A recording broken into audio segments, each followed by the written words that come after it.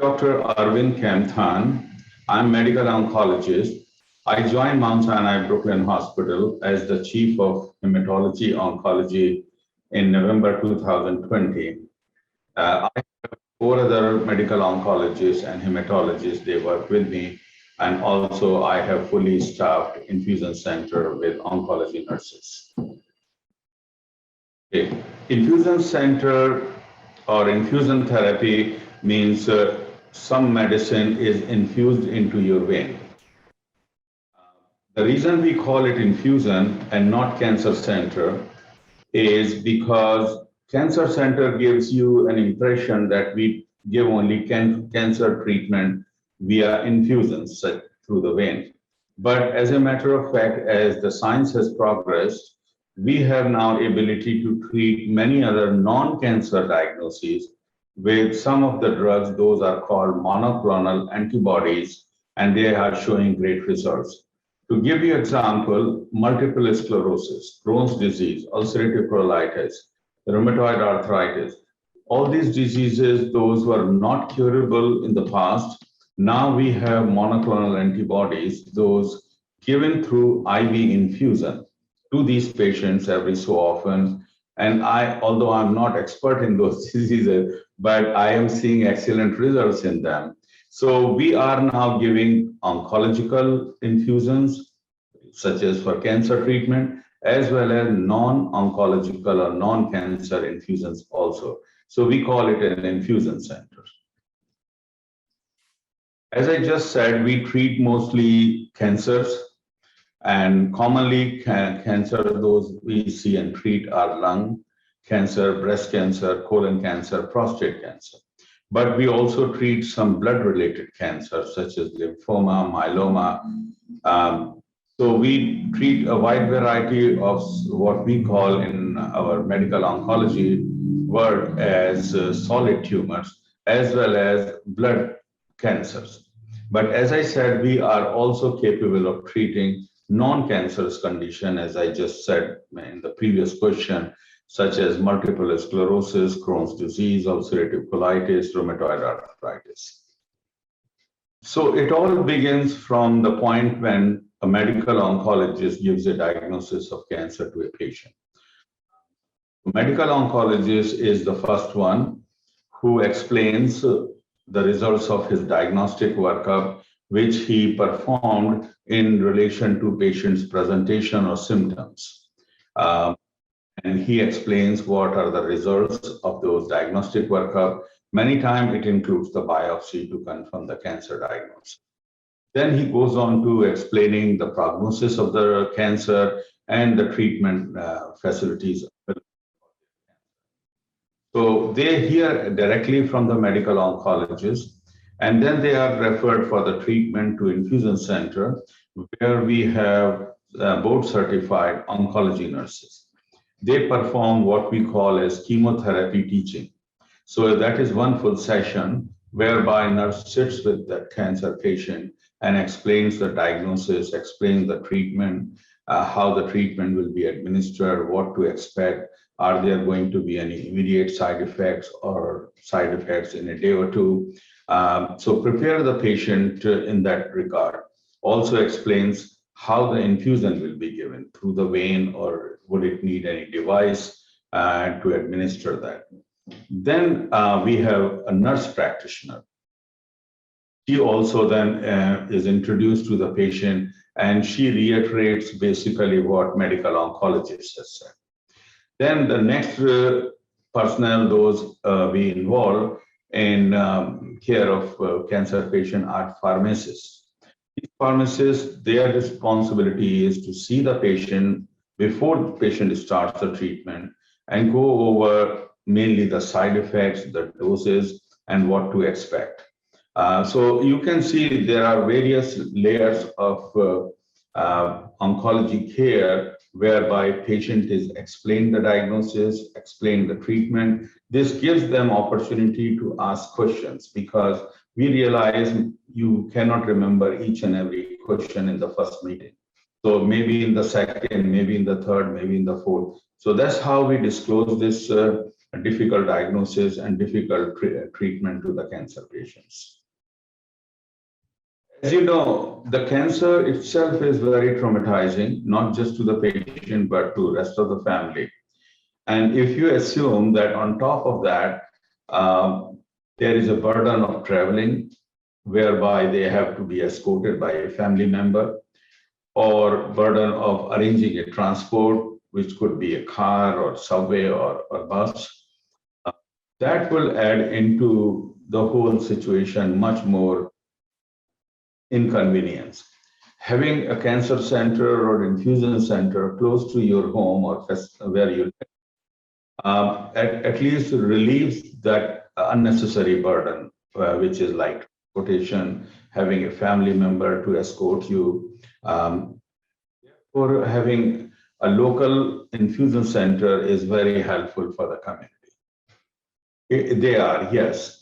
The community that we serve has predominantly Russian-speaking population, Jewish population. Then we have ethnic groups like African American and Spanish, and a very few of Asian population. We have some nurses, some staff, those who speak their languages. But not only that, we use a language line, which is a video system. It's a portable device.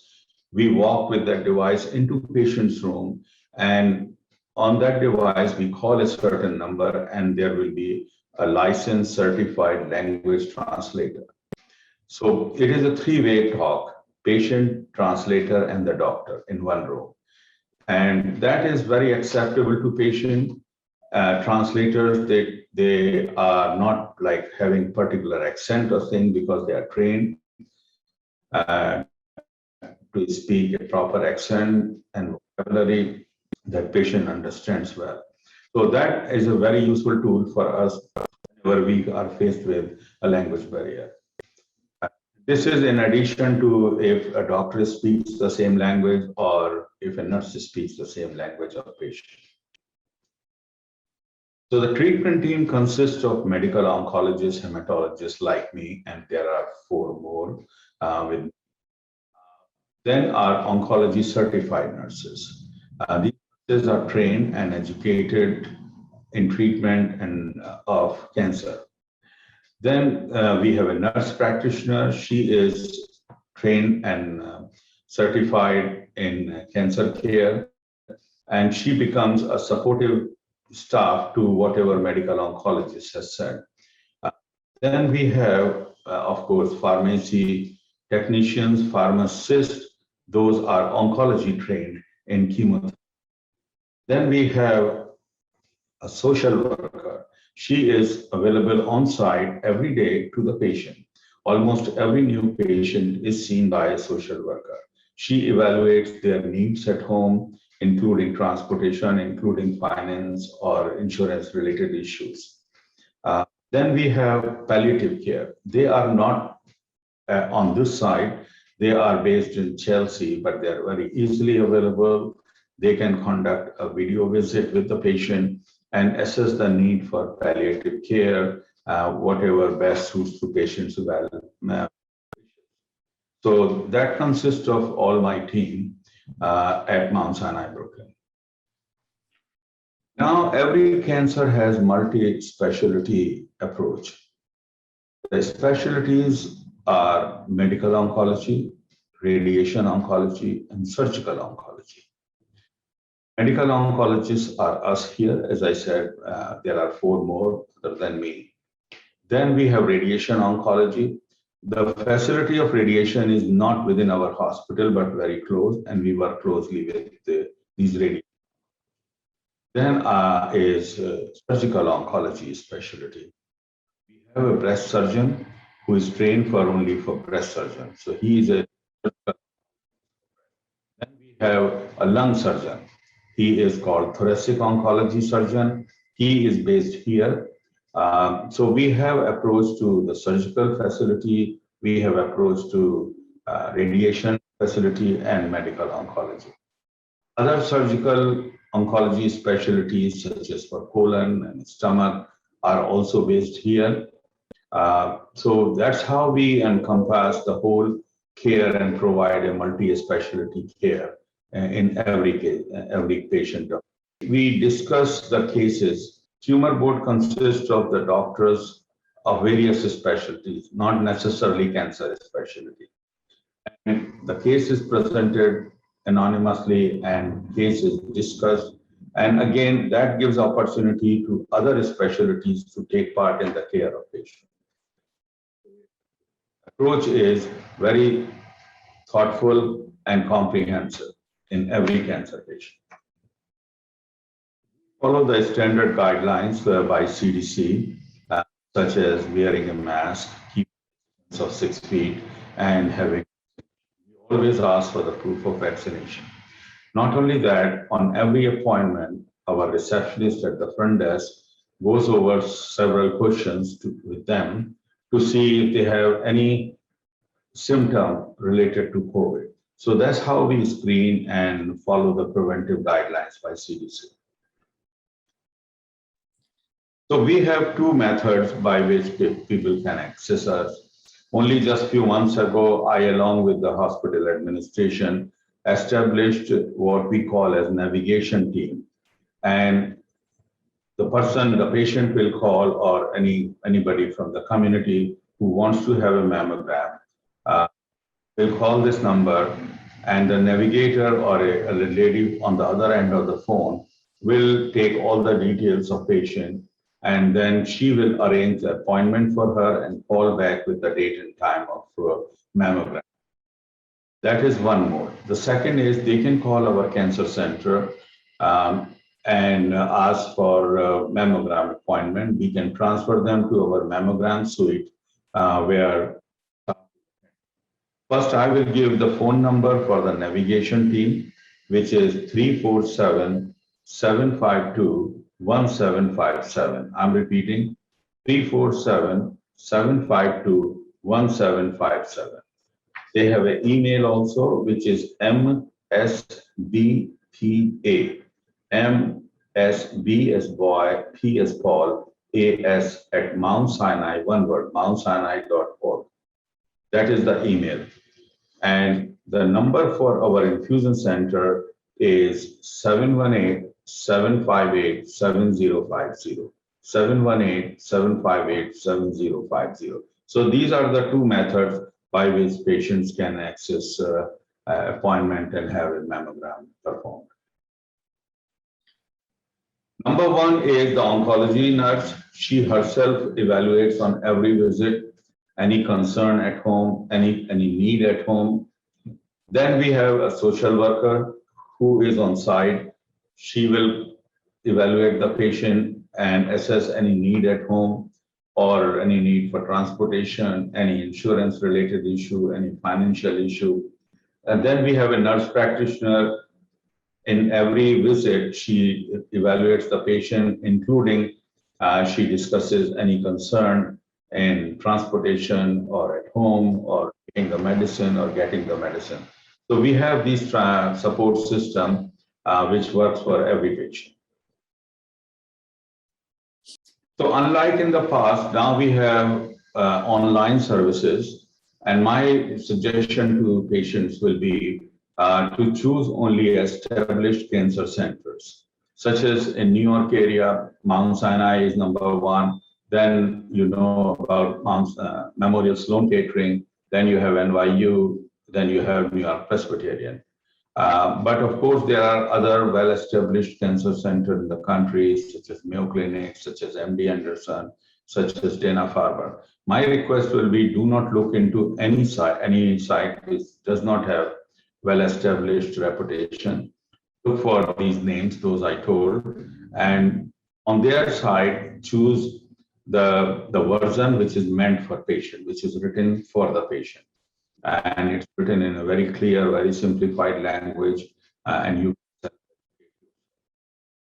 Not only that, when you come to your medical oncologist, he is your number one source for educating you. And then when you come for your treatment, your oncology nurse is another source, as well as the nurse practitioner is a source, and our pharmacists, when they meet you, they are another one, those why this drug is chosen over other drugs. So there are more than one ways of educating yourself. We have so many distinct features or characteristics, those I don't see are available in other centers, such as we are self-contained. I won't say small, but it is a medium-sized infusion center. It has its designated building, designated access, and designated nursing staff. The unit is made thinking about the cancer patient. That kind of facility you don't see everywhere. The second is we have board certified oncology nurses. In some other center, they may not be board certified. They may be certified for infusion, but not oncology. So having oncology board certified nurses, you have very well educated nurse who has done this infusion or treatment many times before. Then we have a nurse practitioner. He is board certified in oncology and the patient care. He is your another source, and which is available in some centers in Brooklyn, but not every center. Then we have a pharmacist. These pharmacists are oncology certified pharmacists. Those are not available in many centers. Having board certified oncology pharmacists will be more educated for chemotherapy and your treatment drugs. Not only that, our social worker is available on the site every day. So you have opportunity to discuss any other non-medical issue with the social worker. That facility is unique and is not available everywhere. The third is the palliative care. We have very strong palliative treat team. They are and they are very easy to contact and very easy to ask questions. So all these features, those we have added in our cancer care, makes us unique compared to our competitors or other providers. I would add here one more issue is we are very closely linked with our main campus, Mount Sinai. It is just one phone call or one email. I can get a second opinion for anyone very quickly in shortest possible time. I can discuss their treatment and provide them most latest study or trial drug or trial treatment, which is generally not available in many other centers or providers. They are not so thoroughly attached to the main campuses. The last one is very important. I have 4 or 5 oncologists based at the center. In most providers, most other facilities, the hem-onc doctors, they are in their private offices, not at the location. Such as presently, I'm here and watching the cancer patients receiving treatment.